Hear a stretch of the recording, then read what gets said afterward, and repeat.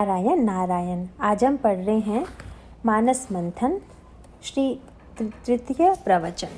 श्री रामः शरणं मम। भगवान श्री राम के चरित्र के विषय में दो दृष्टियां सदा से रही हैं। एक दृष्टि वह है जो कि देवताओं की है और दूसरी दृष्टि है भगवान शंकर की। देवता के लिए रावण की मृत्यु उसकी समस्या का समाधान है, इसीलिए रावण की मृत्यु पर वह प्रसन्नता व्यक्त करता है, रावण की निंदा करता है और राम को बधाई देता है। इसके बाद राम पर पुष्प वर्षा करता है और प्रसन्न मन से लौट जाता है। दूसरी दृष्टि भगवान शंकर की है, जो रावण की मृत्यु को इतना महत्व नहीं देते। वे दोनों दृष्टियों में परस्पर अंतर क्या है, आइए इस पर थोड़ा विचार करें। आज भी ये दो दृष्टियाँ प्रचलित हैं। आज भी देवताओं की दृष्टि एवं शिवजी की दृष्टि से मानस को पढ़ा जाता है। इस मानस के आद्य रचयिता भगवान शंकर हैं और यदि हम इसे उनकी दृष्टि से देखने की कोशिश करें तो संभव है हम इससे अधिक लाभ ले सकेंगे।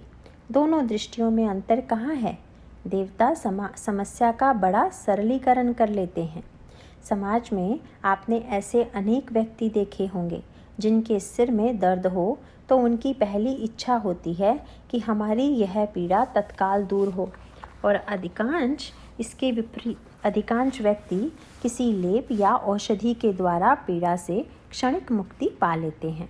इसके विपरीत बुद्धिमान व्यक्ति तत्कालिक उपाय तो करता ही है, लेकिन इसके साथ वह यह भी जानता है कि तत्कालिक उपाय द्वारा लक्षणों का शमन भले हो, किंतु जब तक सिर की पीड़ा के मूल कारण का निराकरण नहीं किया जाएगा तब तक वह व्यक्ति को बार बार संत्रस्त करती रहेगी।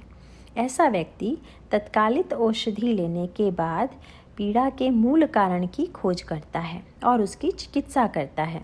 देवता सोचते हैं कि रावण ने उनकी संपत्ति छीन ली थी और उन्हें पराधीन बना दिया था, इसीलिए रावण की मृत्यु उनकी समस्याओं का वास्तविक समाधान है। किंतु देखा जाए तो यह सत्य नहीं है। वास्तव में रावण की मृत्यु देवताओं की समस्या का एक क्षणिक समाधान ही है। क्या रावण के जन्म से पहले देवताओं पर कभी संकट नहीं आए थे, अथवा रावण की मृत्यु के बाद किसी दूसरे दैत्य द्वारा देवताओं पर संकट नहीं उत्पन्न हुआ? इसका सीधा उत्तर यह है कि रावण को इतना अधिक महत्व दे देना समस्या के मूल से दृष्टि हटा लेना है। एक बड़ी सांकेतिक बात आती है जिसे रामचरितमानस के प्रारंभ में आप पढ़ते हैं। गोस्वामी जी ने 4 कल्पों की मिलीजुली कथा का वर्णन किया है, क्योंकि उनकी मान्यता के अनुसार भगवान राम का अवतार बार बार होता है, कल्प कल्प में होता है। कल्प कल्प प्रति प्रभु अवतर ही चारु चरित नाना विधि कर ही। सनक, सनंदन, सनातन और सनत कुमार, ये चारों महात्मा बैकुंठ में भगवान का दर्शन करने के लिए जाना चाहते हैं। भगवान के पार्षद जब जय और विजय इन्हें रोक देते हैं और तब वे चारों महात्मा क्रुद्ध होकर उन्हें शाप देते हैं कि तुम असुर होकर मृत्युलोक में जाओ, जहां तुम्हें 3 जन्म लेने होंगे। यह एक विलक्षण संकेत है जिसकी ओर आपकी दृष्टि गई होगी। वह यह कि रावण और कुंभकर्ण नाम के जो 2 पात्र इतिहास में आते हैं वे मूलतः कोई बुरे व्यक्ति नहीं होते। मूलतः कोई बुरा हो ही नहीं सकता, क्योंकि मानस और हमारे जीवन दर्शन की यह मान्यता है कि जीव ईश्वर का अंश है। इसीलिए ईश्वर में जो विशेषताएं विद्यमान हैं वे ही उसके अंश में भी विद्यमान हैं। ईश्वर अंश जीव अविनाशी, चेतन अमल सहज सुख राशि। मानस में उस प्रक्रिया का उल्लेख किया गया है जहाँ जय और विजय रावण और कुंभकर्ण बन जाते हैं। फिर भगवान शंकर के गण भी कोई बुरे व्यक्ति नहीं हैं, वे भी रावण और कुंभकर्ण बनते हैं। जय और विजय भगवान विष्णु के पार्षद हैं और रुद्रगण भगवान शंकर के निकट रहने वालों में से हैं।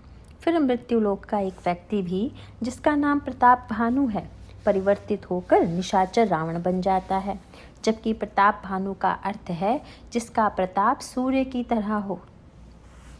अच्छाई किस तरह बुराई के रूप में परिवर्तित हो जाती है और ईश्वर का अंश किन परिस्थितियों में पड़कर ऐसा आचरण करने लग जाता है जिससे आसुरी दृष्टि से प्रेरित व्यवहार ही कहा जा सकता है।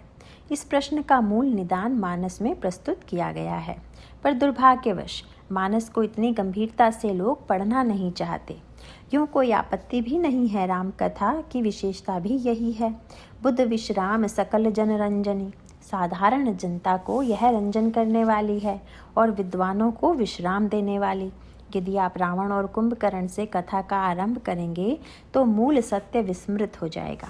इसके विपरीत यदि आप इस बात पर विचार करें कि जय विजय, रुद्रगण, राजा प्रताप भानु कैसे निशाचर बनते हैं, तो केवल उन पात्रों का ही नहीं वरन हमारे और आपके जीवन का सत्य सामने आ जाता है। समाज में ऐसे अनगिनत व्यक्ति दिखाई देते हैं जो पहले बहुत भले थे, किंतु जिन्हें देखकर आज लोग कहते हैं कि यह व्यक्ति कैसे इतना बदल गया। ऐसी परिस्थिति में समस्या का वास्तविक समाधान खोजना आवश्यक है। अपराधी को दंड दे देना समस्या का वास्तविक समाधान है। मान लीजिए कोई चोरी के आरोप में पकड़ा गया तो स्वाभाविक है कि न्यायालय चोर को दंड देगा, किंतु चोर को दंड देने से चोरी की समस्या हल नहीं हो जाएगी। फिर दूसरा चोर आएगा और उसे भी दंड देना पड़ेगा। चोर को दंड देने के साथ ही समाज में चोरी किस कारण से फैलती है, इसका जब तक निदान नहीं किया जाएगा तब तक समाज की आंतरिक समस्या का हल नहीं होगा। प्रताप भानु ने मुनियों को आमंत्रित किया। उसे ज्ञात नहीं था कि कालकेतु ने उसे भुलावा दे दिया है और माया मयते ही कीन रसोई जो भोजन के रूप में प्रतीत होता है वह मानव मांस है। जब ब्राह्मण भोजन करना प्रारंभ करते हैं तो आकाशवाणी होती है जिससे ब्राह्मणों को संदेश प्राप्त होता है। विप्र वृंद उठी उठी घर जाहू, है बड़ी हानि अन्न जनि खाहू, भयौ रसोई भू सूर मांसु, सब द्विज उठे मानि विश्वासु। ब्राह्मणों मुनियों, यह भोजन ना कीजिए, इसमें विप्रमास सम्मिलित है। आप लोग भोजन का परित्याग करके अपने अपने घरों को चले जाइए। पर भूल कहाँ होती है? यदि ब्राह्मण और मुनियों ने आकाशवाणी की आज्ञा का ठीक ठीक पालन किया होता तो शायद बुराई का विस्तार न होता, किंतु ब्राह्मणों ने क्रोध में आकर प्रताप भानु को शाप दे दिया। प्रताप भानु के मन में लोभ का उदय हुआ था, जिससे प्रेरित होकर वह ब्राह्मणों को वश में करने के लिए भोजन करा रहा था। तो लोभ की प्रतिक्रिया क्या होनी चाहिए? यदि सामने वाला लोभ के कारण भूल कर रहा हो तो उसका उत्तर क्रोध के द्वारा दिया जाना चाहिए क्या? एक बुराई का उत्तर क्या दूसरी बुराई है? किंतु यहाँ ब्राह्मण क्रुद्ध होकर कहते हैं कि मूर्ख राजा, तूने विचार का आश्रय नहीं लिया, इसीलिए जा, तू परिवार सहित राक्षस हो जा। बोले विप्र सकोप तब, नहीं कछु कीन्ह विचार, जाई निशाचर हो नृप मूढ़ सहित परिवार। प्रश्न यह है कि ब्राह्मणों ने प्रताप भानु को जो दंड दिया वह उचित था या नहीं। ब्राह्मण कहते हैं कि राजा, तूने विचार नहीं किया। तभी पुनः आकाशवाणी होती है जिसमें ब्राह्मणों से कहा गया कि उन्होंने भी शाप देते समय विचार नहीं किया। अविचार मूलक अपराध का दंड यदि अविचार मूलक न्याय न हो तो वह समान रूप से एक ही विषय स्थिति उत्पन्न करेगा। भगवान का तात्पर्य यह था कि यदि राजा ने अविचार कर लिया तो ब्राह्मणों, आप कौन सी समझदारी कर रहे हैं? सामने वाले ने भूल की और आप लोगों ने कह दिया राक्षस हो जाओ। इसके बाद प्रताप भानु राक्षस हो गया और राक्षस होकर उसने किसको खाया? उन्हीं ब्राह्मणों को। इसका तात्पर्य यह हुआ कि हम दंड देते हैं और दंड देकर बुरे व्यक्तियों का सृजन करते हैं। बाद में हम ही व्याकुल होकर कहते हैं कि यह व्यक्ति तो बड़ा बुरा है, मानो बुरे व्यक्ति के निर्माण में हमारा कोई हाथ ही ना हो। हम समझते हैं कि बुरा व्यक्ति अपने आप में बुरा है, समाज का या हमारा उसमें कोई भाग नहीं है। यही वह मूल भ्रांति है जो राम राज्य के दर्शन के विपरीत है। यदि आपने पद्म पुराण का वाक्य सुना हो तो आपको पता होगा कि राम राज्य का संविधान क्या था। पद्म पुराण में राम राज्य के संविधान का एक उल्लेख मिलता है, भृत्यापराधे सर्वत्र स्वामिनो दंडयेत। यदि सेवक से अपराध हो तो स्वामी को दंड मिलना चाहिए। विचित्र नियम है यह, पर इसका तात्पर्य यह है कि जो व्यक्ति सामने वाले के अपराध का दायित्व सामने वाले पर ही डालता है वह वस्तुतः विचार रहित होकर कार्य कर रहा है। प्रताप भानु के राक्षस बन जाने में प्रताप भानु का लोभ अगर कारण है तो ब्राह्मणों का क्रोध भी उतनी ही मात्रा में कारण है। ब्राह्मणों को आदेश मिला था कि आप लोग भोजन मत कीजिए, भोजन छोड़कर अपने अपने घरों को चले जाइए। अगर वे इस आदेश को मानकर चले गए होते तो बाद में सारा रहस्य प्रकट हो जाता और प्रताप भानु के प्रति उनके मन में इतना आक्रोश उत्पन्न नहीं होता। एक व्यक्ति के अपराध के कारण सारे परिवार को निशाचर बना देना और उसी व्यक्ति का रावण के रूप में परिवर्तित होकर ब्राह्मणों और मुनियों पर अत्याचार करना मानव क्रिया प्रतिक्रिया के सिद्धांत को प्रकट करता है। अतएव यदि हम समस्या का सही समाधान चाहते हैं तो केवल व्यक्तियों में ही केंद्रित होकर न रह जाएं। रावण की मृत्यु किसी समस्या का पूरा समाधान नहीं है। वैसे उसकी भी आवश्यकता होती है, पर वह केवल सामयिक है। रावण की मृत्यु से भगवान राम के अवतार का कार्य पूरा नहीं हो जाता। वह तो तब पूर्ण होता है जब राम राज्य की स्थापना हो जाती है। बल्कि आप एक महत्वपूर्ण बात यह पाएंगे कि भगवान राम ने बार बार यही चेष्टा की कि रावण से संधि हो जाए और उसे मारना ना पड़े, पर वे जब भी संधि का प्रस्ताव भेजते रावण उसे उनकी दुर्बलता के रूप में देखता।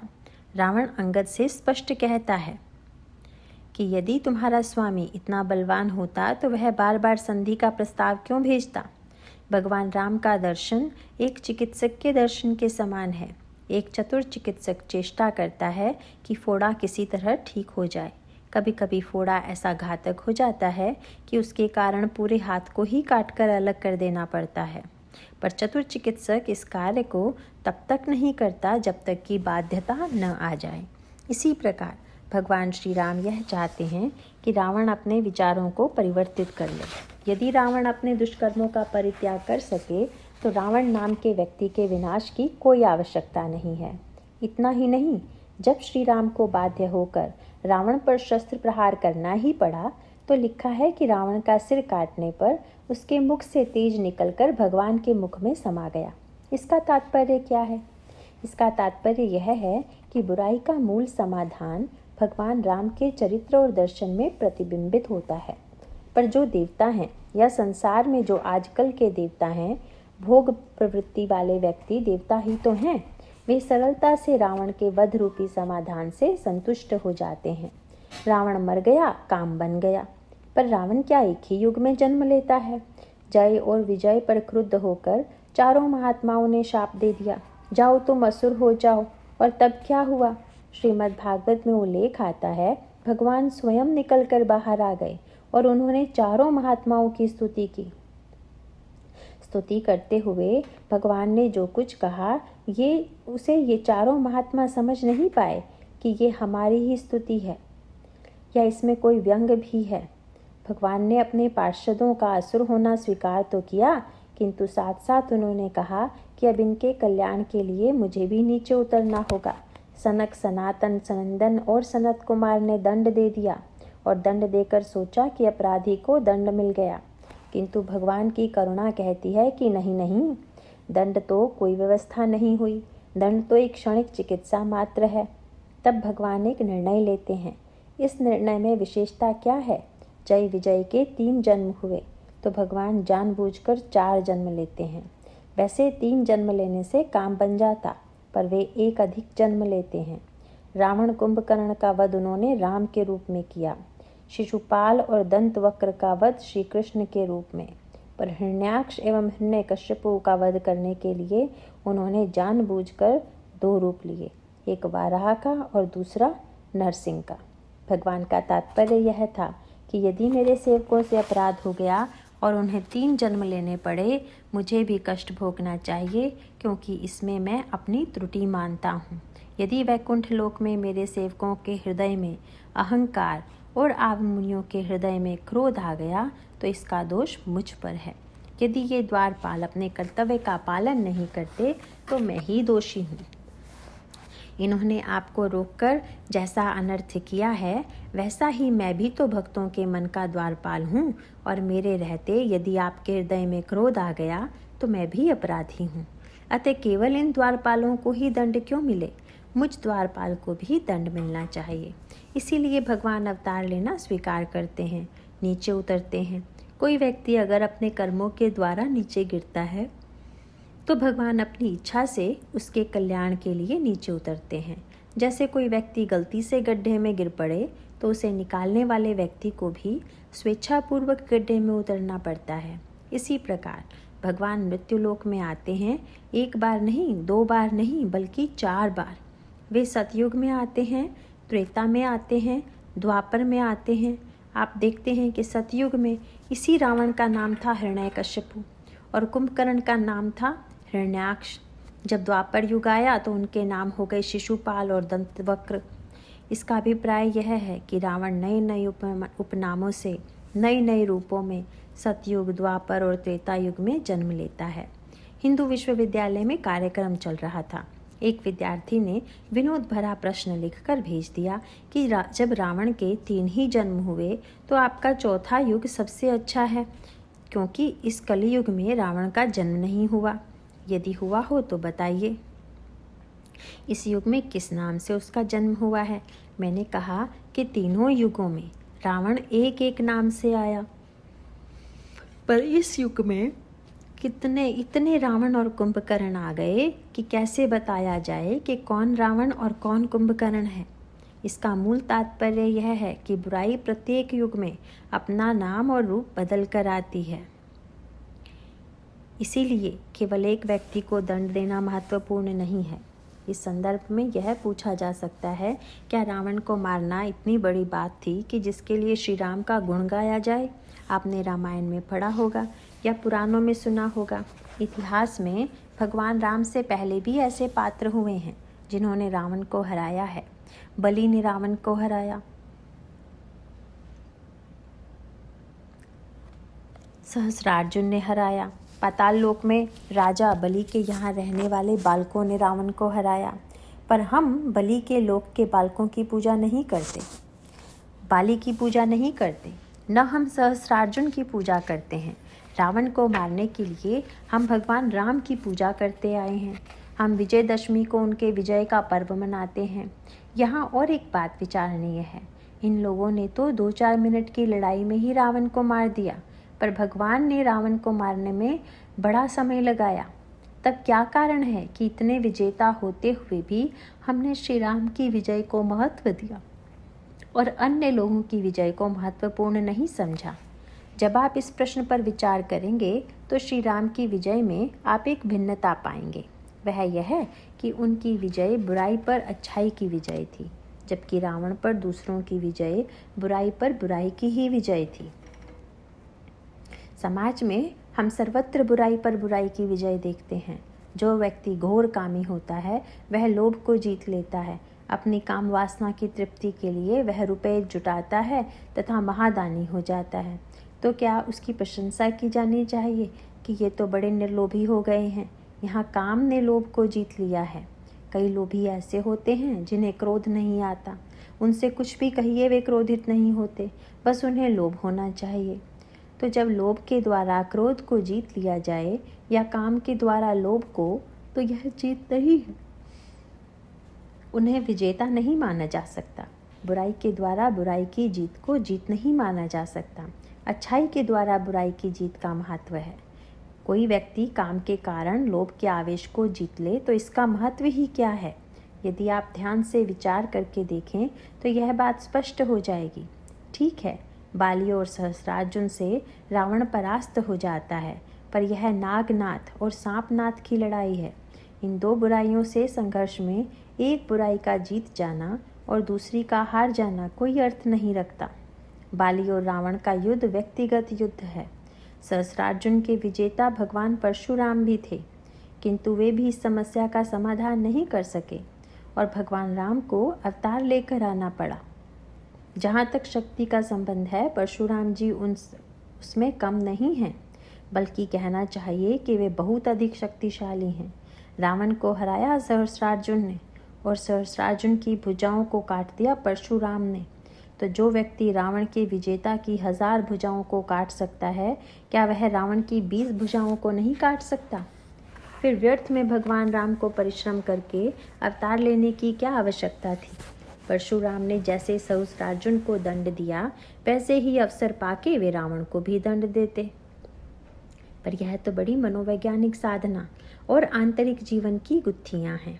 विनय पत्रिका आपने पढ़ी होगी और मैं कहूँगा कि मानस का पूरा आनंद लेने के लिए आप विनय पत्रिका अवश्य पढ़ें।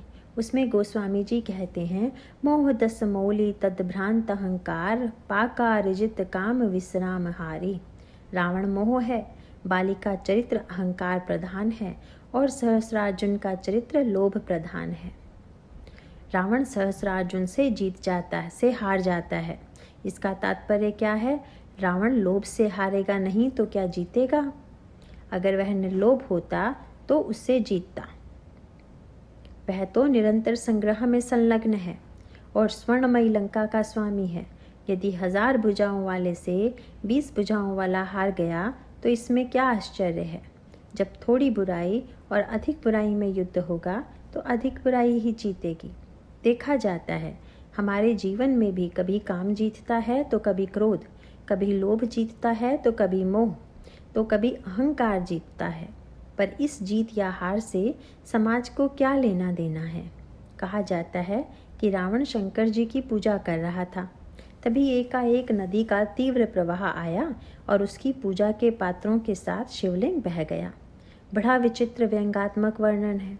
रावण की पूजा बह गई। बहुत लोग पूजा करते तो हैं पर उनकी पूजा बह जाया करती है। रावण क्रुद्ध होकर सोचने लगा कि मेरी पूजा को किसने विनष्ट किया है। जाकर देखा तो सहस्रार्जुन अपनी पत्नियों के साथ जल क्रीड़ा कर रहा था और अपनी 1000 भुजाओं से उसने नर्मदा के जल को रोक दिया था। रोके हुए उस जल को जब उसने अचानक छोड़ा तो प्रवाह में पूजा बह गई। सहस्रार्जुन और रावण दोनों शंकर भक्त हैं, किंतु ये दोनों सच्चे अर्थों में शंकर जी के भक्त हैं क्या? रावण जब शंकर जी की पूजा करता है तो वस्तुतः वह शंकर जी की बजाय अपने अहंकार की पूजा करता है। इसीलिए रामचरितमानस में शिव जी के 2 रूपों का वर्णन किया गया है। अहंकार शिव बुद्धि अज मन ससी चित्त महान मनुज बास सचराचर रूप राम भगवान। अहंकार का जो विराट स्वरूप है उसका नाम है शंकर। विराट के चित्त विष्णु हैं, विराट का मन चंद्रमा है और विराट की बुद्धि ब्रह्मा। शंकर जी का दूसरा रूप भवानी शंकरौ वंदे श्रद्धा विश्वास रूपिणौ याभ्याम बिना न पश्यन्ति सिद्धा स्वान्तः स्थमीश्वरम। भगवान शंकर का दूसरा रूप है विश्वास। असुर जब भगवान शंकर की पूजा करता है तो क्या वह उनके विश्वास रूप की पूजा करता है? नहीं, वह तो समष्टि अहम से अपना नाता जोड़ता है। उसकी साधना और पूजा अपने व्यक्तिगत अहंकार की पूजा है। इसीलिए व्यंग आता है कि रावण ने जब अपने सिर काट कर चढ़ाए तो उसके सिर ज्यों के त्यों निकल आए। रावण तो सोचने लगा कि शंकर जी मुझ पर कितने प्रसन्न हैं जो उन्होंने मुझे ऐसा वरदान दिया। पर क्या आप समझते हैं कि शंकर जी प्रसन्न हुए? आप किसी को कोई भेंट दे और वह उसे लौटा दे तो वह व्यक्ति आपसे प्रसन्न है या अप्रसन्न? शंकर जी को यदि रावण के सिर पसंद आए होते तो उन सब को उन्होंने अपने गले में लटका न लिया होता। इतने तो सिर वे धारण करते ही हैं, 10 सिर और सही। पर उनको लगा कि रावण के सिर रावण के पास ही रहें तो ठीक है, उन्हें वे सिर अपने पास रखने योग्य नहीं जचे। सच्ची आस्तिकता बिरले ही व्यक्तियों में होती है। सच्चा आस्तिक कौन है? वह जो देवता को शक्तिमान तो मानता है पर विवेकी नहीं मानता, या फिर वह जो देवता को शक्तिमान और विवेकी दोनों मानता है। वस्तुतः यह दूसरा व्यक्ति ही सच्चा आस्तिक है। अधिकांश लोग देवताओं को शक्तिमान तो मानते हैं पर विवेकी बिल्कुल नहीं मानते। जब हम देवता से कहते हैं कि आप हमारा कल्याण कीजिए तो इससे हमारी यह धारणा तो स्पष्ट होती है कि देवता हमारा कल्याण तो कर सकता है, किंतु जब हम देवता को कल्याण का अर्थ बताने लगते हैं तो प्रकट है कि हम उसके विवेक में विश्वास नहीं करते। अगर ईश्वर के विवेक पर विश्वास होता तो हम केवल यह कह देते कि प्रभु कल्याण कीजिए और इस कल्याण का अर्थ ईश्वर स्वयं लगा लेता। नारद जी ने भगवान से कहा, महाराज मेरा हित कीजिए। भगवान ने उत्तर में कहा, अवश्य करूँगा, जही विधि होई परम हित। लेकिन नारद जी बोले, भगवान मेरा हित भी तो समझ लीजिए। आपन रूप देहु प्रभु मोही आन भांति नहीं पावहु ओही। अपनी सुंदरता मुझे दे दीजिए, मेरा विवाह हो जाए, इसी में मेरा हित है। भगवान ने कहा, बस यही मेरा मतभेद है। यह तुम्हारे योग्य बात नहीं है कि तुम्हारा अपना हित किसमें है, यह मुझे बताओ। क्या तुम्हारे हित की व्याख्या मुझे तुमसे पूछनी होगी? इसी तरह जितने असुर थे वे सब शंकर जी या ब्रह्मा जी की आराधना करते थे, तो समझते थे कि ये शक्तिमान तो हैं पर हमसे अधिक बुद्धिमान नहीं हैं। जिस समय शंकर और ब्रह्मा रावण के सामने वरदान देने के लिए खड़े हुए तो रावण को लगा कि ये दोनों भी मिल जाएं तो भी हमसे कम बुद्धिमान हैं। ब्रह्मा के 4 सिर और शंकर के 5 हैं। रावण ने सोचा कि दोनों मिल भी जाएं तो 9 ही होते हैं, अपने तो 10 सिर हैं, यानी बुद्धि में हम इन दोनों से ज़्यादा हैं। इसका अर्थ यह है कि रावण द्वारा सिर काटना पूजा नहीं अपितु अपने अहंकार का प्रदर्शन है। सिर काट कर की गई पूजा में प्रदर्शन था, ब्याज सहित वापस पाने की प्रवृत्ति थी। रावण तो वस्तुतः अहंकार का पुजारी है। रावण और सहस्रार्जुन की टक्कर 2 अहंकारियों की टक्कर थी। यदि सहस्रार्जुन नदी के प्रवाह को रोककर अपनी शक्ति का प्रदर्शन करता है तो रावण अपना सिर काटकर शिवलिंग की पूजा करता हुआ अपना अहंकार दिखाता है। 2 अहम की टक्कर में एक जीता और दूसरा हार गया। इसी प्रकार बाली का उदाहरण है। बाली संध्या कर रहा है, रावण उस पर पीछे से आक्रमण करने की चेष्टा करता है। तभी बाली ने उसे देख लिया और एक पल में उसे हरा दिया।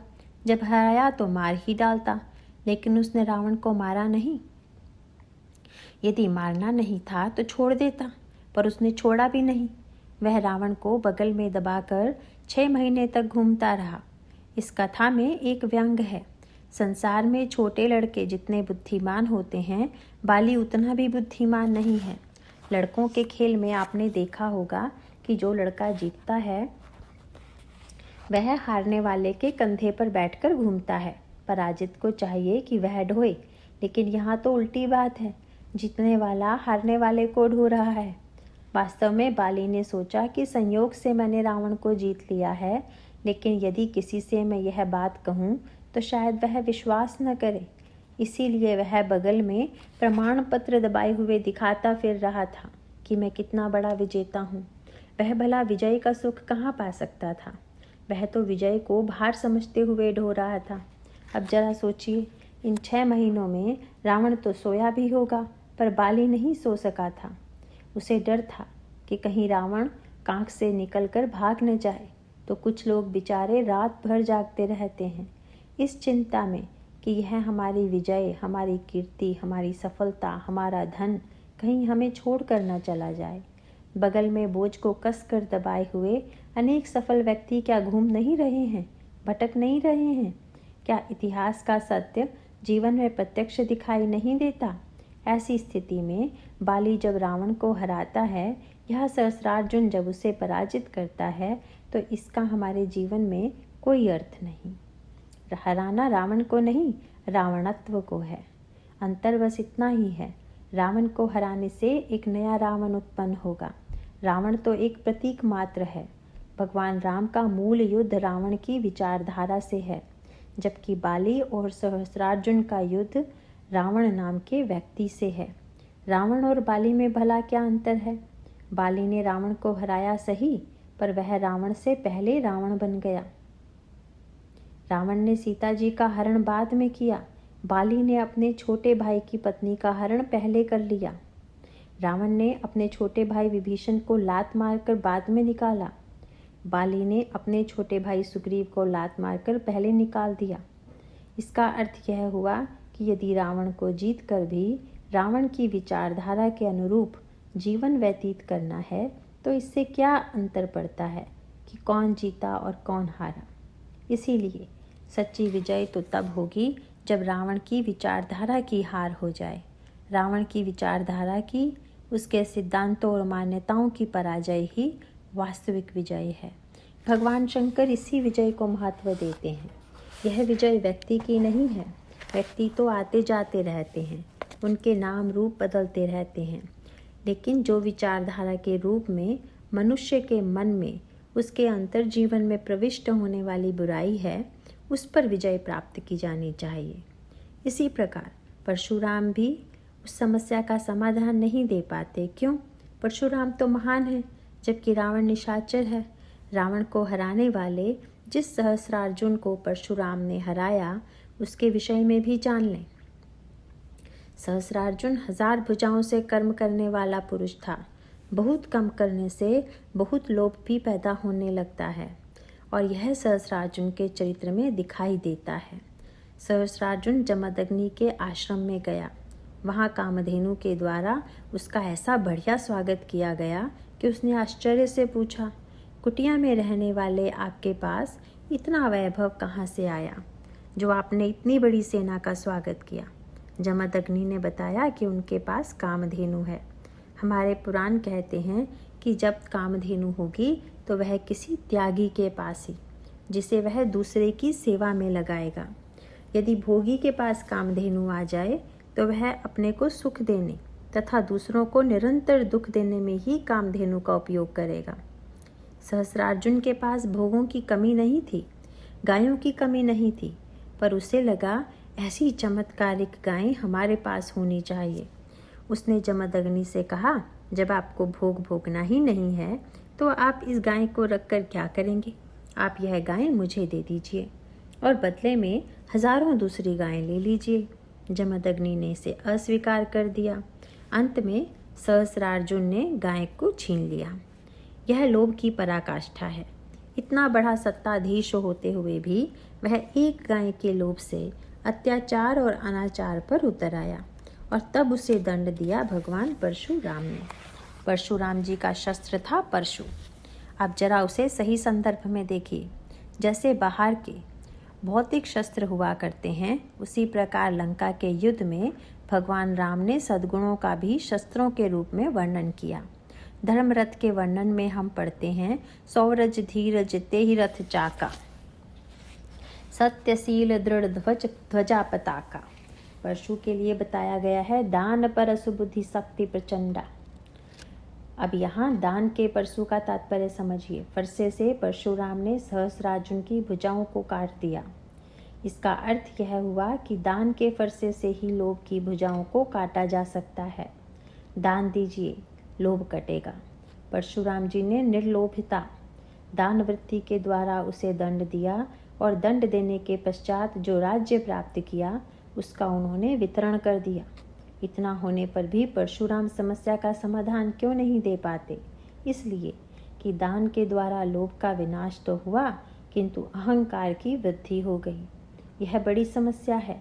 एक रोग को मिटाने के लिए दवा खाइए, वह मिटा तो दूसरा बढ़ जाएगा। तुलसीदास जी ने इन रिपुओं का कभी राक्षसों के रूप में वर्णन किया है तो कभी रोगों के रूप में। उत्तरकांड में उन्होंने इनका वर्णन रोगों के रूप में किया है। कहा है, कामवात कफ लोभ अपारा। अगर जीवन में काम आ जाए तो समझ लीजिए बात प्रबल हो गया। क्रोध आए तो समझ लीजिए पित्त प्रबल हो गया। जब लोभ बढ़ जाए तो समझ लीजिए कफ प्रबल हो गया। और यदि तीनों प्रबल हो जाएं तो समझ लीजिए सन्निपात हो गया। प्रीति करहि जो तीन हूँ भाई, उपजई सन्निपात दुखदाई। अब आप दवा खाने गए। यहाँ शास्त्र दवा खाना है। विद्वान लोग वैद्य हैं। उनसे जाकर पूछा कि कौन सी दवाई लें, तो कहा गया, नेम धर्म आचार तप ज्ञान यज्ञ जप दान, भेषज पुनि कौटिन नहीं, रोग जाहि हरि जान।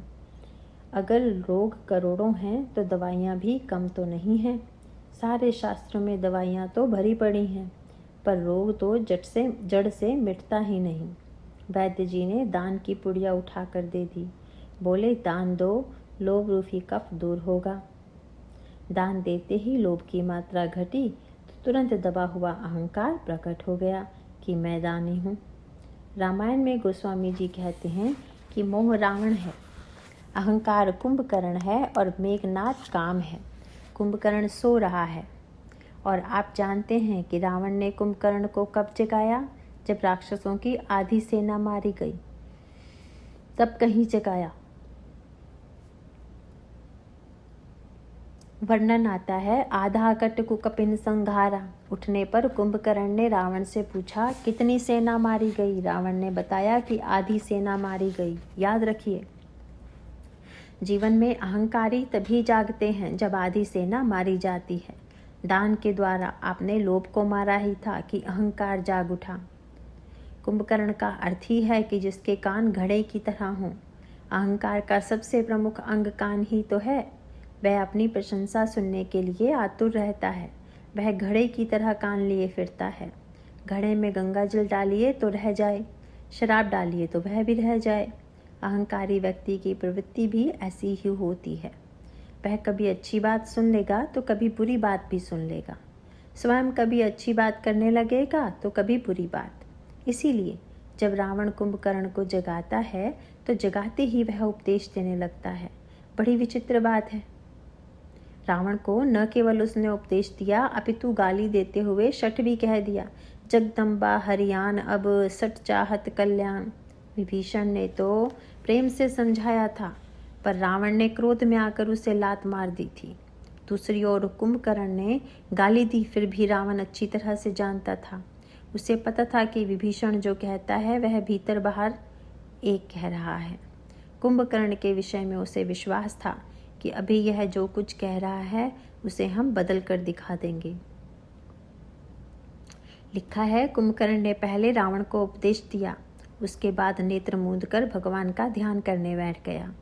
रावण को तो डर जाना चाहिए था कि यह भी कहीं राम का भक्त तो नहीं निकला, पर गोस्वामी जी लिखते हैं, राम रूप गुण सुमिरत मगन भयउ छन एक, रावण मांग्यू कोटि घट मद अरु महिष अनेक।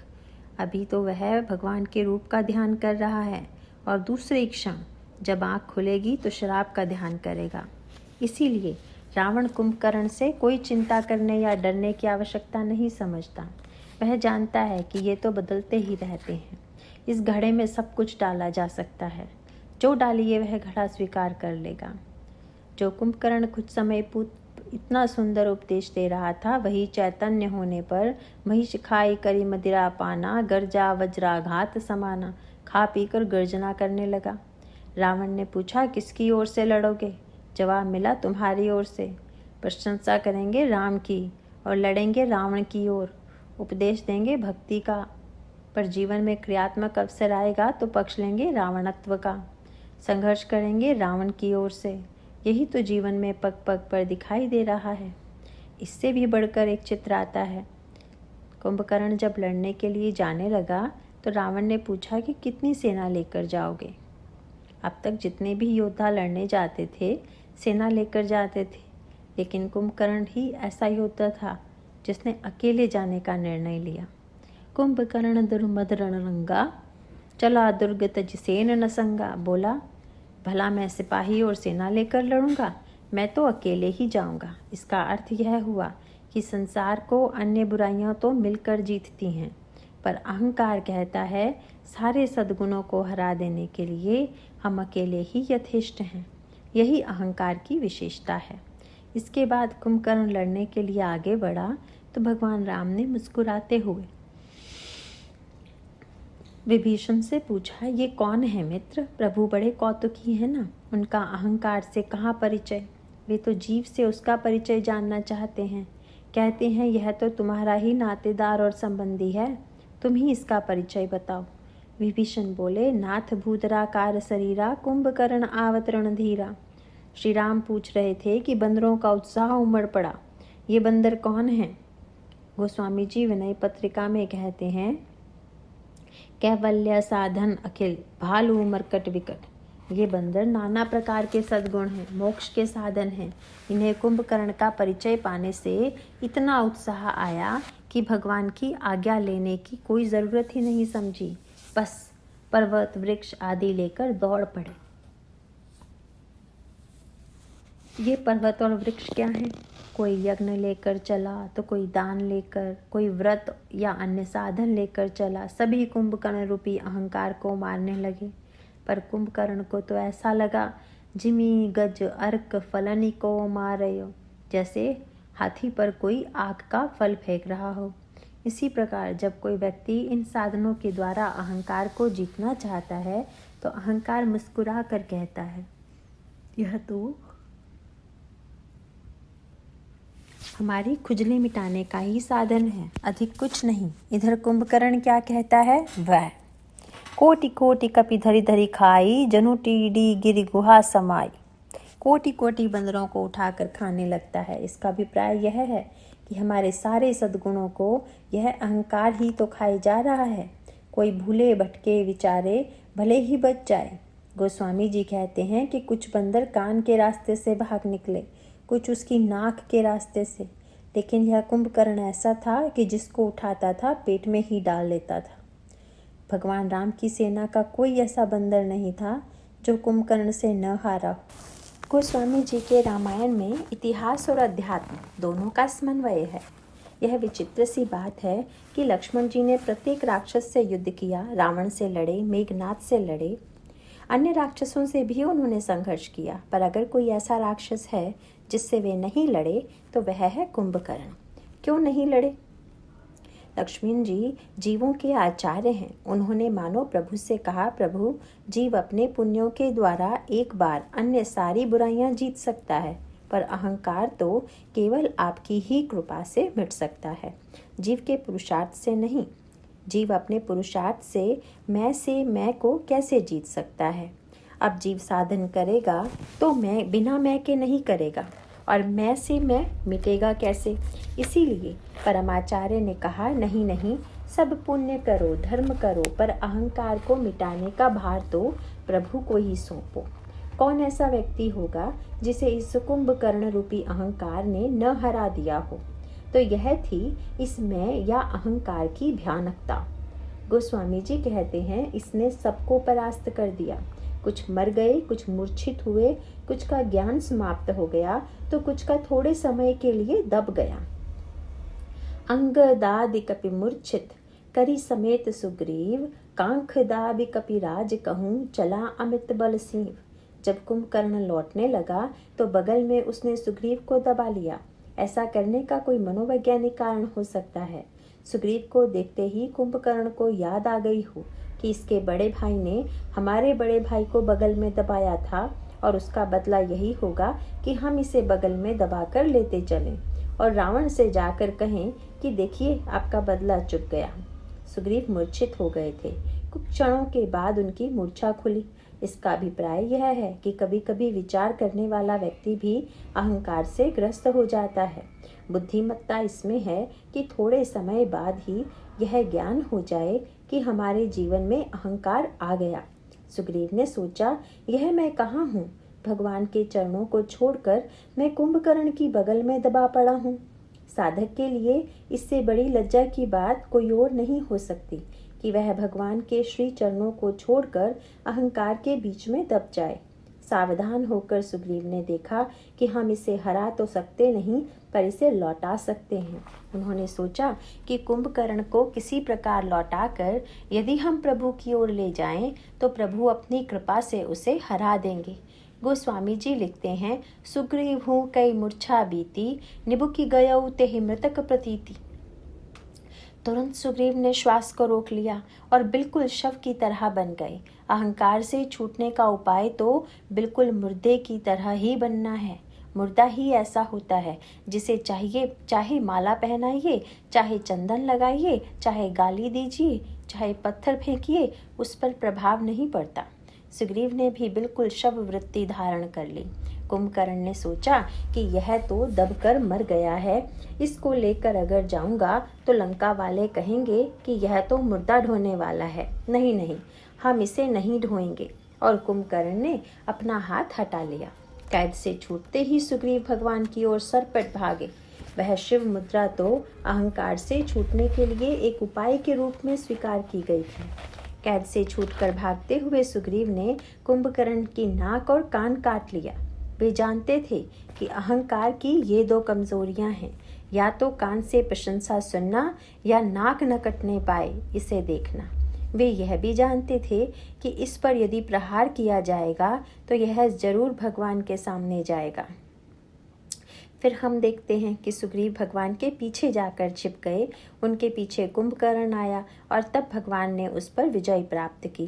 राम सेन निज पाछे घाली, चले सकोप महाबलशाली। यहाँ एक प्रश्न उठ सकता है, अच्छा यदि पुण्य के द्वारा अहंकार होता है, दान और धर्म के कारण अहंकार होता है, तो क्या आप दान और धर्म करना बंद कर दें? एक बार एक महिला ने महात्मा गांधी को पत्र लिखा कि मेरा मन पूजा में नहीं लगता, बिना मन के पूजा करना पाखंड है, इसीलिए मैंने पूजा करना छोड़ दिया है। महात्मा जी ने उत्तर दिया, पाखंड छोड़ो, पूजा क्यों छोड़ रहे हो? पुण्य के द्वारा अहंकार होता है। यदि ऐसा अर्थ कोई व्यक्ति ले ले तब तो पुण्य करना ही बंद कर दे। तब तो कोई भी सोच सकता है कि दान देने से अहंकार होगा, सत्य बोलने से अहंकार होगा, ब्रह्मचर्य से अहंकार होगा। इसीलिए यही अच्छा है कि हम अनाचार में रहें, असत्य बोलें, इससे अहंकार तो नहीं होगा, पर ऐसा सोचना उचित नहीं। तो फिर उपर्युक्त बात का तात्पर्य क्या है? यही कि बंदरों की आवश्यकता है, पर बंदर जब अपनी शक्ति से कुंभकर्ण को हराना चाहते हैं तो वे हारते हैं, और जब यही बंदर भगवान के पीछे हो जाते हैं और भगवान आगे हो जाते हैं तो भगवान राम कुंभकर्ण का संहार कर देते हैं। इसका अभिप्राय यह है कि जब साधन आगे और ईश्वर पीछे होगा तो व्यक्ति अहंकार से हारेगा, और जहाँ ईश्वर आगे होगा एवं जीव पीछे होगा वहाँ ईश्वर उसकी साधना शक्ति को महत्व प्रदान करेगा। जब भगवान श्री कृष्ण ने गोवर्धन उठाया तो बालकों की लाठियां लगाने का कोई महत्व नहीं था। ये जो गोप बालक लाठियां लगाते हैं वह जीव की साधना ही तो है। भगवान कहते हैं लाठी जरूर लगाओ, तुम अपनी ओर से साधना अवश्य करो। महत्व इस बात का है कि जीव की साधना से ईश्वर की कृपा प्राप्त होती है। रामायण में संकेत आता है कि जब समुद्र पर सेतु बांधा गया तो जाम्बवान ने श्री राम से कहा, प्रभु सेतु तो बंध गया पर सेना इतनी बड़ी है कि पार होने में समय लगेगा। प्रभु ने हंसकर कहा, अच्छा, एक पुल और बना दिया जाता है। और प्रभु बंदरों के बनाए हुए पुल पर जाकर खड़े हो गए। प्रभु को देखने के लिए समुद्र के सारे जलचर ऊपर आ गए और भगवान के सौंदर्य को अपलक निहारने लगे। देखन कहूँ प्रभु करुणा कंदा, प्रगट भये सब जलचर वृंदा, तिनकी ओट न देखई बारी, मगन भये हरि रूप निहारी। जलचर इतने थे कि समुद्र में जल कहीं दिखाई नहीं दे रहा था। प्रभु ने हंसकर कहा कि मित्रों, अब तो समुद्र में पुल ही पुल हो गया, पार हो जाओ ना। बंदर डरे, बोले यह आपका पुल तो बड़ा खतरनाक है, कहीं हम पैर रखें और वह हमें लेकर डूब जाए तो यहाँ जीव का अपने साधन में विश्वास है, लेकिन भगवान की कृपा में विश्वास नहीं है। उसे लगता है मैंने जो पुल बनाया है वह मजबूत है, पर ईश्वर की कृपा वाला पुल पता नहीं कब गिरे, कहाँ गिरे, यह उसे संदेह है। प्रभु ने कहा, अच्छा जरा चढ़कर देख लो ना। गोस्वामी जी कहते हैं, प्रभु ही विलोक ही टरहि न टारे, मन हर्षित सब भये सुखारे। पत्थर पटक कर देखा, वृक्ष फेंक कर देखा, पर जब वे जानवर जलचर नहीं हटे तो सेतु बंद भई भीर अति, कपि नभ पंथ उड़ाही, अपर जल चढ़ई ऊपर चढ़ी, चढ़ी पार ही जाही। सारी सेना पार हो गई। कुछ लोग जलचरों के पुल पर से गए, कुछ लोग पत्थर के पुल पर से, कुछ ऐसे भी थे जो आकाश मार्ग से गए। ज्ञानी आकाश मार्ग से गए, कर्मी लोग पत्थर के पुल से गए और भक्त लोग जलचरों के पुल पर से। तीनों मार्गों से उन्होंने लंका में प्रवेश किया। जाम्बवान जी से रहा नहीं गया। उन्होंने श्री राम से कहा, प्रभु जब इतनी सरलता से आप इतना बढ़िया पुल बना सकते थे तो व्यर्थ ही आपने हमसे पत्थर ढुलवाए और परिश्रम करवाए। प्रभु ने मुस्कुरा कर कहा, जाम्बवान तुमने ठीक नहीं कहा। यदि पत्थरों का पुल तुम लोगों ने नहीं बनाया होता तो मैं कहाँ पर खड़ा रहकर यह पुल बनाता। आधार तो तुम ही लोग देते हो, उस आधार पर खड़ा रहकर ही मैं नई पुल का निर्माण करता हूँ। जीव की साधना और जीव का संकल्प ही वह आधार है जिस पर खड़ा होकर ईश्वर अपनी कृपा का दर्शन कराता है। इस प्रकार हम देखते हैं कि ईश्वर की कृपा से अहंकार का विनाश होता है। इसका यही तात्पर्य है कि सारी बुराइयों के विनष्ट होने के बाद भी जो बुराई बची रहती है वह अहंकार है। यह अहंकार इतना प्रबल है, इतना शक्तिशाली है कि बड़े बड़ों को हरा देता है। दान के परशु से परशुराम ने भले ही सहस्रार्जुन की भुजाएं काट ली, पर बाद में परशुराम जी के जीवन में भी तो अहम आ गया।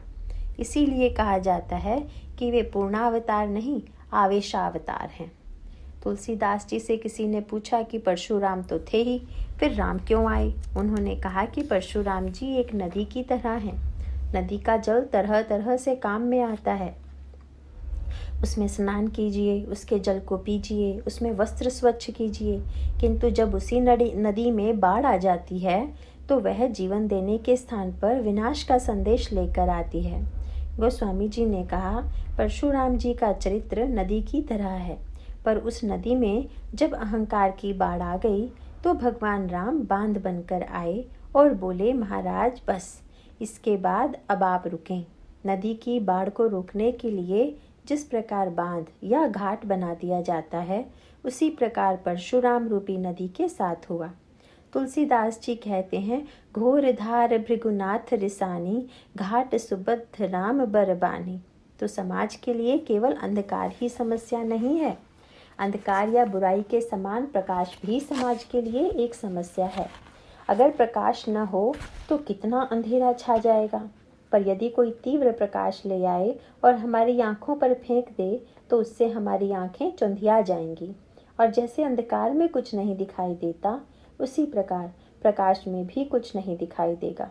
जहाँ अंधकार और प्रकाश एक ही परिणाम की सृष्टि करें, वहाँ उस अंधकार को तो मिटाना ही होगा, और साथ ही उस प्रकाश पर भी कोई आवरण चढ़ाना होगा, जिससे केवल इतनी चमक रह जाए जो लोगों को प्रकाश तो दे पर चुंधियावे नहीं।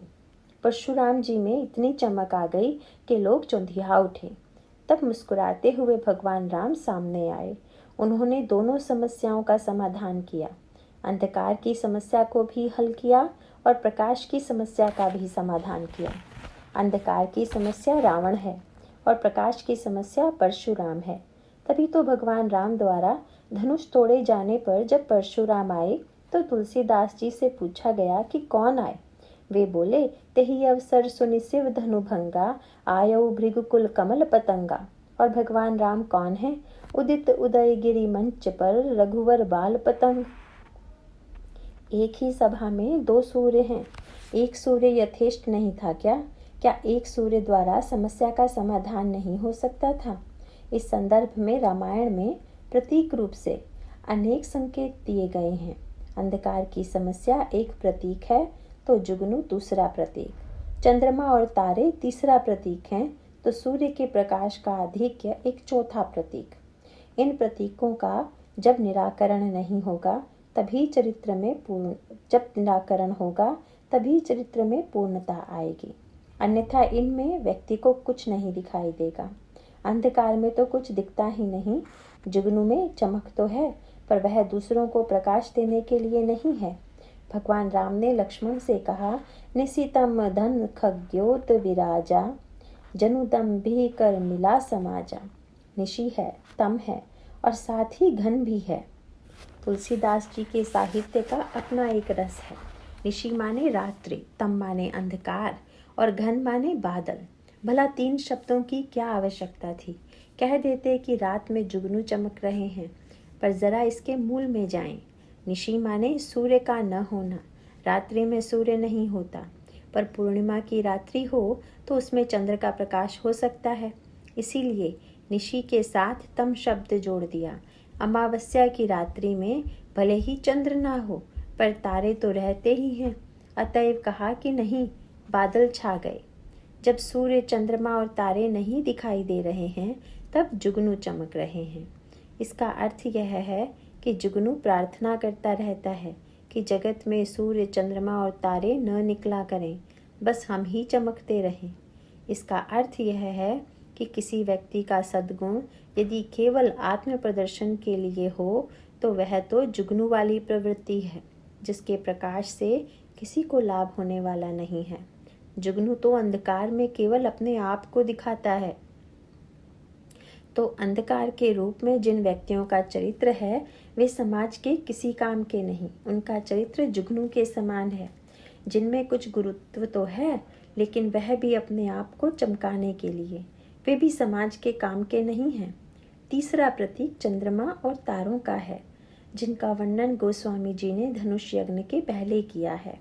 भगवान राम सोकर उठे और मुस्कुराकर उन्होंने कहा कि लक्ष्मण, जरा बाहर की ओर देखना, सूर्य निकल आया है क्या? लक्ष्मण जी ने बाहर की ओर देखा और कहा, प्रभु, एक सूर्य तो निकल आया है और दूसरा सूर्य कुछ घंटे बाद निकलने वाला है। यह नई बात है। क्या दो सूर्य निकलते हैं? लक्ष्मण जी का तात्पर्य यह था कि भौतिक अंधकार को दूर करने वाला सूर्य तो निकल आया है, पर जनकपुर में इस समय जो आध्यात्मिक अहंकार छाया हुआ है, अंधकार छाया हुआ है, उसे दूर करने की आवश्यकता है। लक्ष्मण जी का जो दर्शन है वह इतना ऊंचा है कि वे धनुष टूटने का संबंध राम विवाह से नहीं मानते। याद रखिए, सूर्य का काम सच्चाई को प्रकट करना है। लक्ष्मण जी का तात्पर्य यह था कि प्रभु, आपकी भुजा का सूर्य जब उदित होगा तभी तो इस धनुष के अहंकार का संहार होगा। जब तक आपकी भुजा के सूर्य का उदय नहीं होता तब तक जनकपुरवासी आध्यात्मिक अंधकार में पड़े रहेंगे। प्रभु ने कहा, लक्ष्मण, तुम यह कैसे कहते हो कि धनुष मैं ही तोड़ूंगा? धनुष को तोड़ने के लिए सारे संसार के राजा आए हुए हैं, क्या कोई और उसे नहीं तोड़ सकता? लक्ष्मण जी ने बड़ा सार्थक दृष्टांत दिया। उन्होंने कहा कि रात्रि में अंधकार को दूर करने के लिए आकाश में देखिए तो चंद्रमा और तारे मिलकर हजारों हैं, फिर भी वे अंधकार को दूर नहीं कर पाते, जबकि दिन में अकेला सूर्य अंधकार पर विजय पा लेता है। रात्रि में हजारों तारे और चंद्रमा सच्चे मन से अंधकार पर विजय पाना नहीं चाहते। इनका तो अंधकार और प्रकाश का समझौता है। क्या चंद्रमा या तारे सचमुच चाहते हैं कि अंधकार मिट जाए? ये लोग जानते हैं कि अगर अंधकार मिट जाएगा तो हम कहाँ चमकेंगे, इसलिए ये चाहते हैं कि अंधकार बना रहे और हम लोग चमकते रहें। यही मुख्य समस्या है, जिसका अर्थ है प्रकाश और अंधकार का सह अस्तित्व। व्यक्ति के जीवन में भी यही बात है। एक बड़े प्रसिद्ध वक्ता थे, किंतु वे अपना भाषण किसी को लिखने नहीं देते थे। वे कहते थे कि और लोग बोलने लगेंगे तो मेरी कथा कौन सुनेगा। इसका अभिप्राय है आधे में प्रकाश और आधे में अंधकार। डॉक्टर रोगी की चिकित्सा करता है, किंतु क्या वह चाहेगा कि रोग बिल्कुल ठीक हो जाए? यह तो चाहेगा कि रोगी अच्छे होते रहें, पर वह यह नहीं चाहेगा कि रोग समाज से बिल्कुल ही उठ जाए। यह केवल डॉक्टर की ही बात नहीं है। वकील भी न्याय की विजय तभी चाहेगा जब उसके पक्ष की या कहीं उसके मुवक्किल की विजय हो। यदि दूसरे पक्ष की विजय हो तो उसे न्याय से कुछ लेना देना नहीं है। हमारे समाज का जीवन ऐसा ही है, आधे में प्रकाश और आधे में अंधकार। मानो हमारा जीवन प्रकाश और अंधकार के समझौते पर ही निर्भर है। हम आधे मन से बुराई से लड़ते हैं और आधे मन से बुराई को बनाए रखना चाहते हैं। हम जानते हैं कि हमारी चमक बुराई के बने रहने पर है। एक दानी जानता है कि भिखारी के रहने पर ही उसके दानीपन की ख्याति है, इसीलिए दान तो वह देता है पर गरीबी नहीं मिटाना चाहता। भगवान राम जब दान देते हैं तो यह ध्यान रखते हैं कि दूसरी बार दान न देना पड़े। भगवान राम का दर्शन जाचक सकल अजाचक कीन्हे। श्री राम को लगता है कि मेरे सामने अगर किसी को फिर से मांगने आना पड़ा तो देने की सार्थकता ही क्या है। एक बार ऐसा दिया जाए कि दोबारा देने की आवश्यकता ही ना रहे। इसके विपरीत संसार का दानी सोचता है कि बार बार दो, थोड़ा थोड़ा दो, जिससे याचक बार बार धन्यवाद दे, बार बार सिर झुकाए। एक ही बार दे दिया और लेने वाला पाकर हमको भूल गया तो देने का मतलब ही क्या रहा। अधिकांश लोगों के लिए सद्गुणों का रूप ऐसा ही है। लक्ष्मण जी का व्यंग यह था कि प्रभु, जनकपुरी में कितने राजा आए हुए हैं, उनमें धनुष तोड़ने कोई नहीं आया है, जब सब सीता जी को पाने आए हुए हैं। और उन सब की मनस्थिति प्रकट भी हो गई, क्योंकि ज्यों ही जनक जी के बंदी ने आकर कहा कि जो धनुष तोड़ेगा उसे सीता जी मिलेंगी, त्यों ही एक राजा तेजी से धनुष की ओर चला। चले इष्ट देवन सिर नाई। वह गणेश जी से कहने लगा, महाराज धनुष तोड़वा दीजिए। पर गणेश जी का वह अकेले भक्त थोड़ा ही था, वहाँ तो गणेश जी के हजारों भक्त थे। वे सब कहने लगे कि महाराज जिससे धनुष न टूटने पावे। इसका अर्थ यह है कि राजा लोग चाहते हैं कि धनुष टूटे तो मुझी से टूटे और किसी से न टूटे। अंधकार मिटाने का श्रेय मिले तो हमें ही मिले, वरना अंधकार बना ही रहे, इसी में कल्याण है। हम बुराई के प्रति इसी प्रकार की दृष्टि रखते हैं जो कि घातक है। नृप सप नखत करहई उजियारी, टारी न सकही चाप तम भारी। यह राजा जो गणेश जी की प्रार्थना कर धनुष उठाने गया था, जब असमर्थ होकर लौटा तो वह गणेश जी से प्रार्थना करने लगा कि आपने मुझसे धनुष नहीं तुड़वाया तो दूसरे से भी ना तुड़वाइएगा। इतने से ही प्रसन्न हो जाऊंगा कि किसी को सफलता तो नहीं मिली। तात्पर्य यह है कि अंधकार ही अकेली समस्या नहीं है। महाराष्ट्र के एक बड़े प्रसिद्ध ज्योतिषी काटवे हुए हैं। उन्होंने एक बड़ी सुंदर बात लिखी है। ज्योतिष शास्त्र में ग्रहों का उच्च और नीच स्थान माना जाता है। सामान्यतः मान्यता यह है कि जिसकी कुंडली में उच्च का ग्रह होता है वह व्यक्ति अधिक सफल होता है, और जिस व्यक्ति की कुंडली में नीच का ग्रह हो वह अपेक्षाकृत कम सफल होता है। पर उन्होंने एक बड़ी व्यवहारिक बात लिखी है। उन्होंने सूर्य का दृष्टांत दिया। सूर्य की उच्च राशि है मेष तथा उसकी नीच राशि है तुला। मेष राशि का सूर्य ज्येष्ठ मास में प्रबल गर्मी के दिनों में होता है और तुला राशि का सूर्य कार्तिक महीने में होता है। उन्होंने कहा, यह तो ठीक है कि ज्येष्ठ मास के सूर्य में जितना प्रकाश होता है वह कार्तिक में नहीं होता, पर ज्येष्ठ के सूर्य को पसंद कौन करता है? सब लोग इस तप्त सूर्य से भागते हैं, कमरा बंद कर लेते हैं कि देखना ना पड़े तो अच्छा। इसके विपरीत कार्तिक में सूर्य का प्रकाश भले ही कम हो, पर प्रत्येक व्यक्ति तब यही चाहता है कि उसके प्रकाश से हम अपने शीत का निवारण कर लें। इस प्रकार जिस व्यक्ति की कुंडली में उच्च का सूर्य होता है उससे लोग घबराते हैं, और जिसकी कुंडली में तुला राशि का सूर्य होता है वह लोकप्रिय होता है। यही बात मैं यहाँ कहना चाहूँगा। परशुराम जी सूर्य तो हैं, पर ज्येष्ठ महीने के मध्याह्न के सूर्य हैं।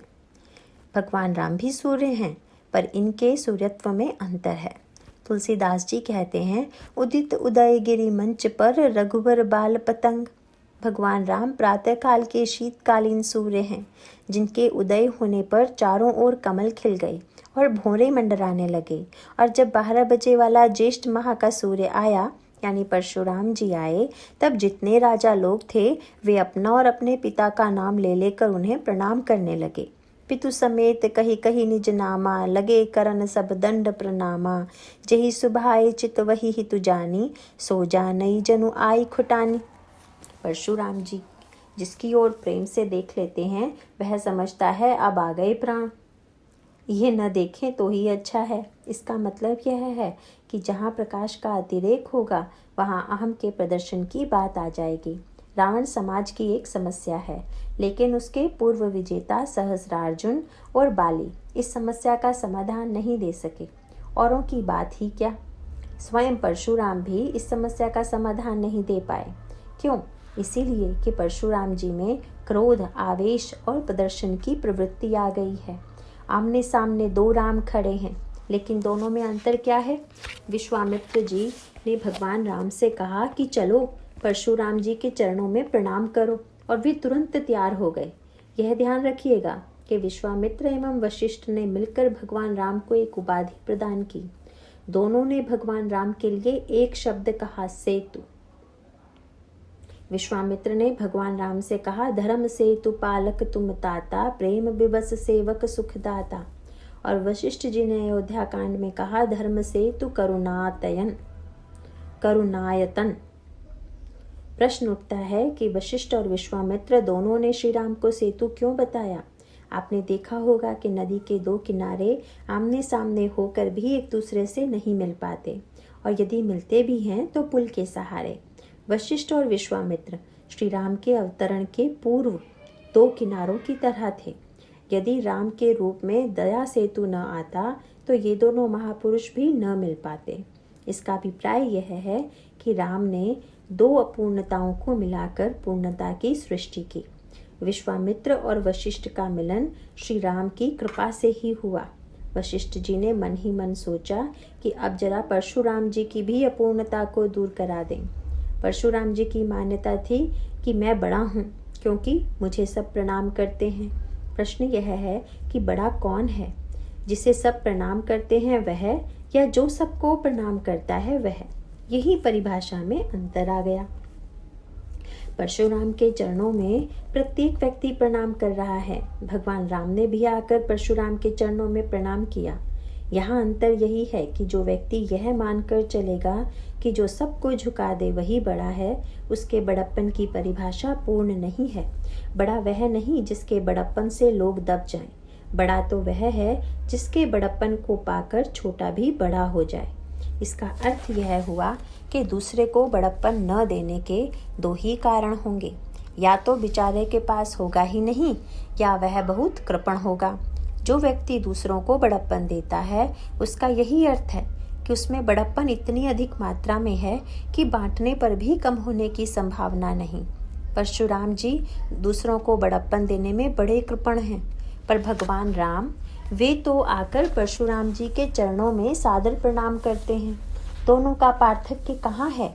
इसको यदि जान लें तो परशुराम जी रावण का वध करके रावणत्व का विनाश क्यों नहीं कर सकते?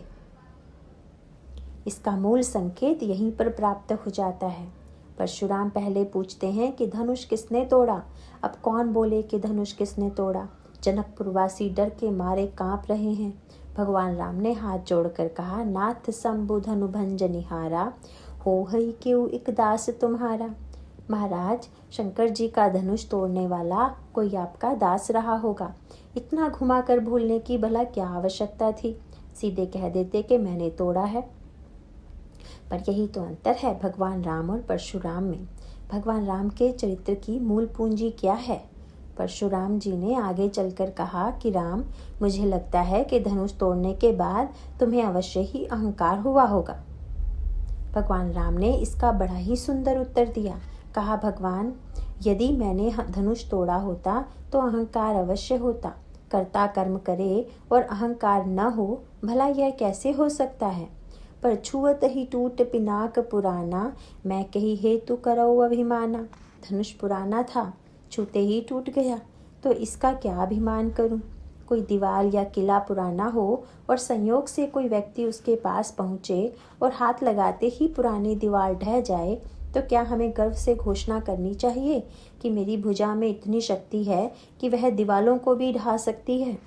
बुद्धिमान व्यक्ति ऐसी बात करने में संकोच करेगा। भगवान राम ने कहा, महाराज, जो वस्तु है उसे एक ना एक दिन मिटना है।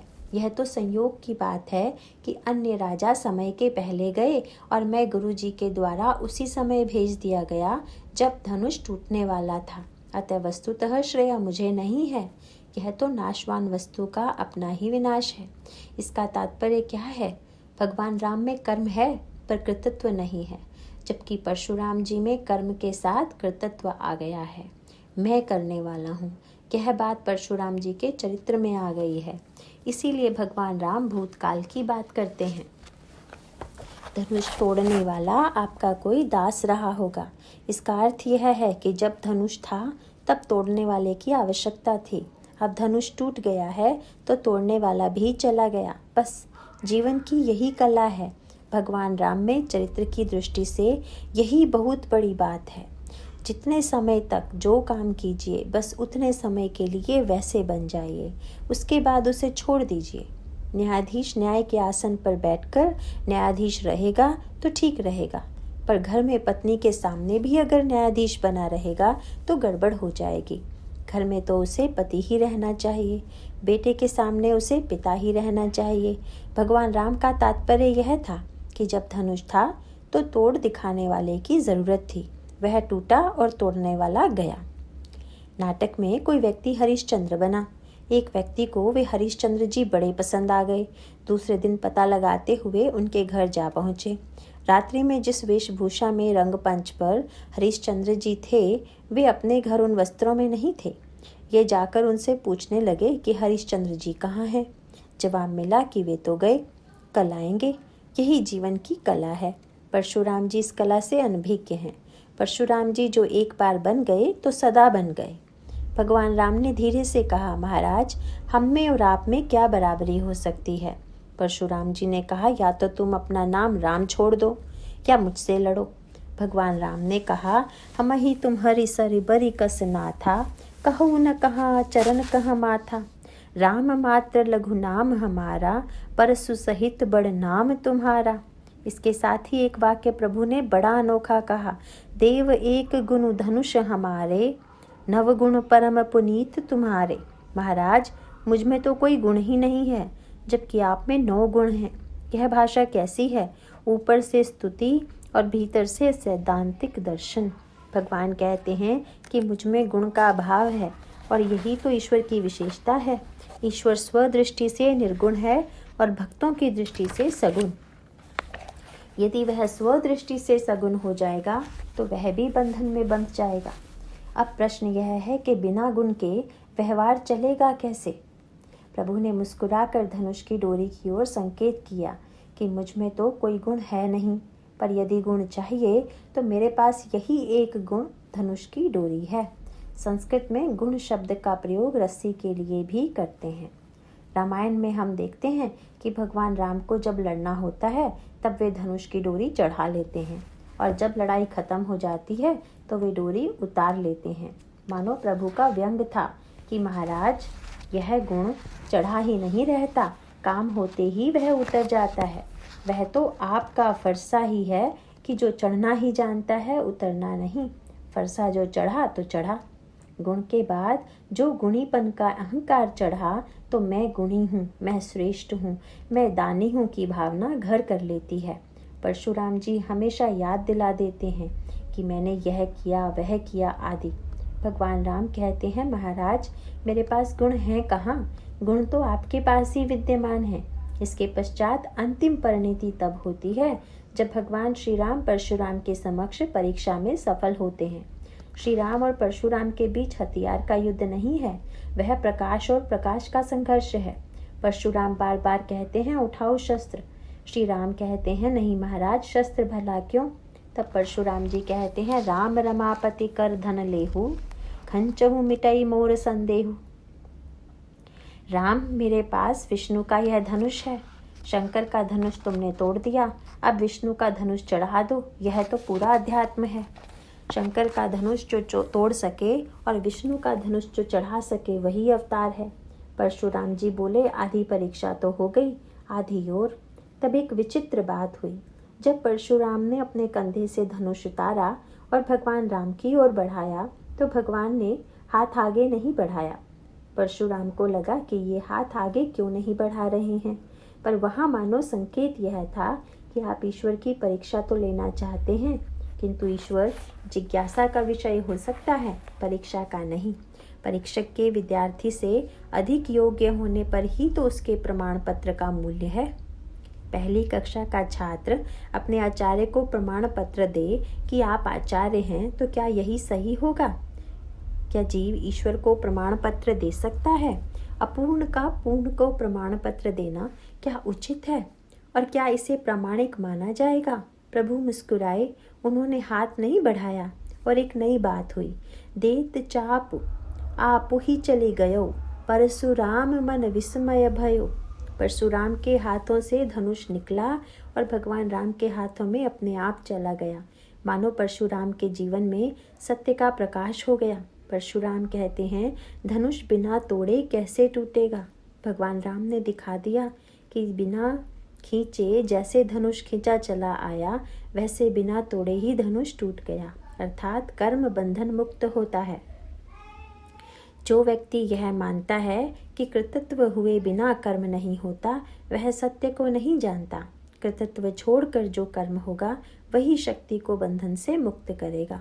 जब धनुष परशुराम जी को छोड़कर जाने लगा तो परशुराम जी ने कहा, अरे भाई, जरा परीक्षा हो जाने देते, मुझे छोड़कर क्यों जा रहे हो? धनुष ने कहा, ये तो मेरे बिना भी पूर्ण है, पर मैं इनके बिना अधूरा हूँ, इसीलिए मेरा जाना आवश्यक है। साथ साथ धनुष ने यह भी संकेत दे दिया कि महाराज, दूसरे के अनुभव से लाभ उठाना चाहिए। एक धनुष खींचने पर अकड़ा तो टूट गया, तो मैं भी क्या अब टूट कर ही मानूं? अपने आप झुक जाने में, समर्पित हो जाने में कल्याण है। परिणाम यह होता है कि परशुराम जी समर्पित होते हैं और उसके पश्चात कही जय जय जय रघुकुल केतु, भृगुपति गए बनहि तप हेतु। इस प्रकार हम देखते हैं कि समाज की जो समस्या है, अंधकार से लेकर प्रकाशाधिक्य तक की, सभी का समाधान लेकर भगवान श्री राम आते हैं। उनका संघर्ष किसी व्यक्ति के विरुद्ध न होकर हमारे जीवन की शाश्वत समस्याओं के खिलाफ है। प्रभु ने यह कार्य कैसे किया, इसकी चर्चा हम आगे करेंगे। नारायण नारायण।